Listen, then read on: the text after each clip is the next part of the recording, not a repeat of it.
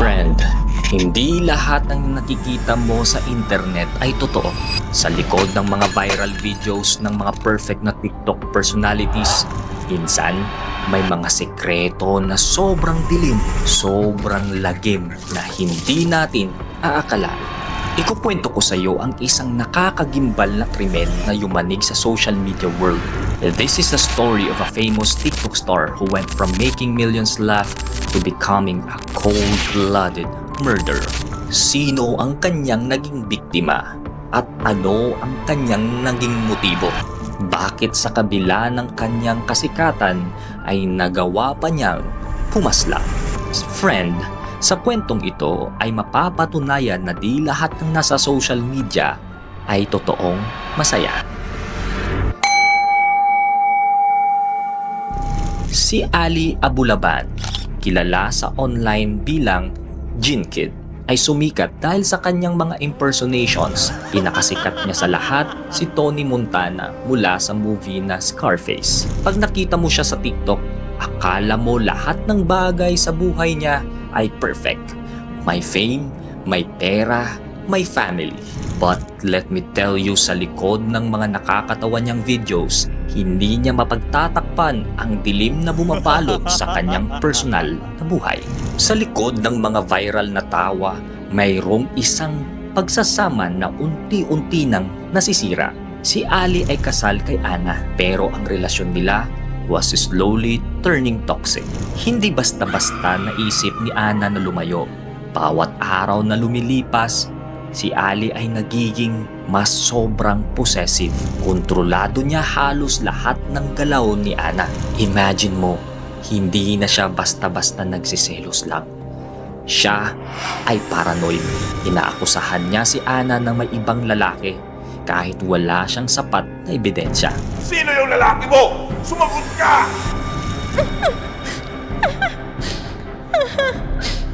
Kaya nung nagdesisyon si Ana na gusto niya nang makawala, gusto niya nang mabuhay ng tahimik, pinaalis niya si Ali sa apartment nila. Pero di ganun kadaling tanggapin ni Ali ang lahat. Hindi lang siya basta umalis. Hindi siya nawalan ng pag-asa. No, he did something far, far darker. Gamit ang isang iPad na para sa anak sana nila, nilagyan ni Ali ito ng spying app para marinig kung ano ang nangyayari sa apartment nila kahit wala siya. Imagine that. Literal na ini-spy niya si Ana. Tinitiktikan ang bawat galaw. Siguro sa isip niya, this was the only way to keep control. October 21, 2021, isang araw na magbabago ang lahat. Ali was listening through that iPad.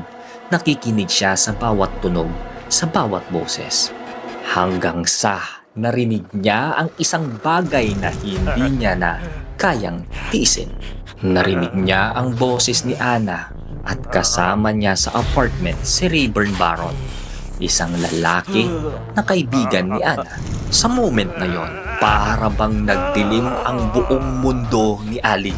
Yung mga paghihinala niya, yung selos, yung galit, lahat yon sabay-sabay sumabog sa utak niya. Wala na siyang pakialam. Sumakay siya sa kotse, nagmamadaling pumunta sa apartment nila.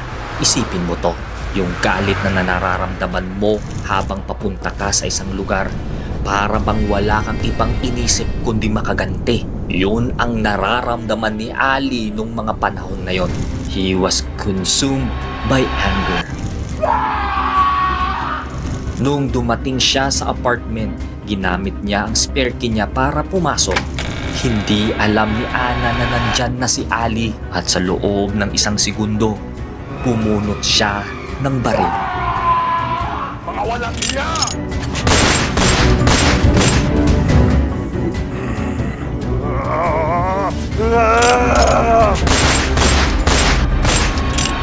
Binaril niya si Ana at si Rayburn ng walang awa.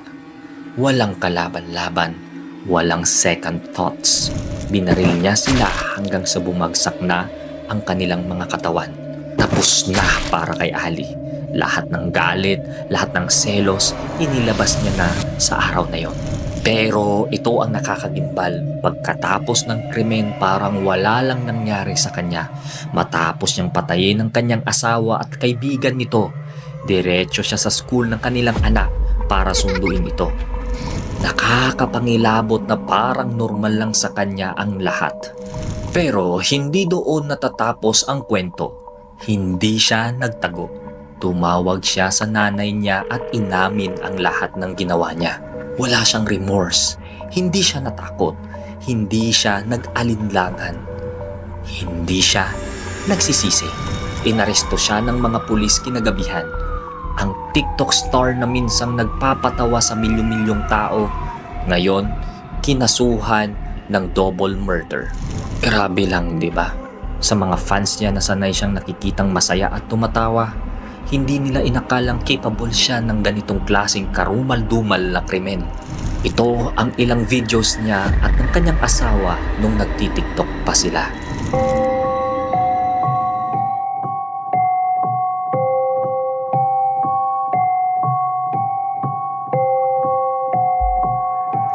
Sa korte, sinabi ng mga prosecutors na ito ay premeditated, planado na.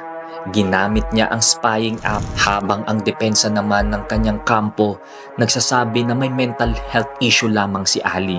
Pero marami ang naniniwala, lalo ng mga piskal, na ang kontrol, paranoia at selos ni Ali ang nagtulak sa kanya para gawin ang kakilakilabot na krimen na ito.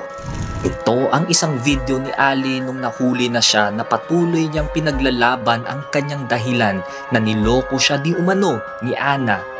Kaya niya ito nagawa.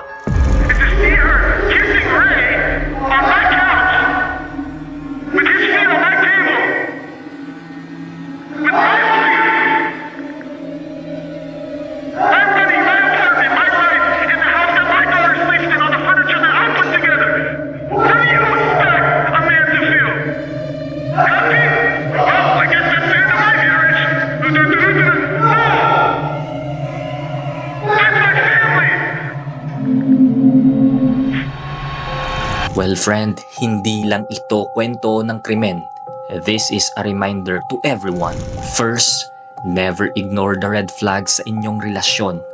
Kung nagsisimula ng maging controlling, obsessive o abusive ang partner mo, huwag mong ipagsawalang bahala ito. Hindi healthy ang relationship na puno ng selos at galit. It could escalate into something more dangerous tulad ng nangyari kay Ali at Ana. Second, mental health is important. Kung nararamdaman mo na hindi mo na kaya, if you are feeling too much anger, jealousy, or paranoia, then seek help. Minsan iniisip natin na kaya natin lahat, pero if left unchecked, it can destroy lives, both yours and the people around you. Third, be mindful sa mga hinahangaan natin sa online. Hindi natin talaga alam kung ano ang totoong nangyayari sa likod ng screen. Sa harap ng camera, they may look perfect, funny, or carefree. Pero sa likod nito, pwedeng sobrang daming struggles na hindi natin nakikita. Kaya maging maingat tayo sa ating paghanga. You see, my friend, napaka-importante ng mga lessons na ito. Hindi lang dahil sa tragic na ending, pero dahil maaari itong magbukas ng mata natin para makaiwas sa mga ganitong sitwasyon. Well, just a friendly reminder.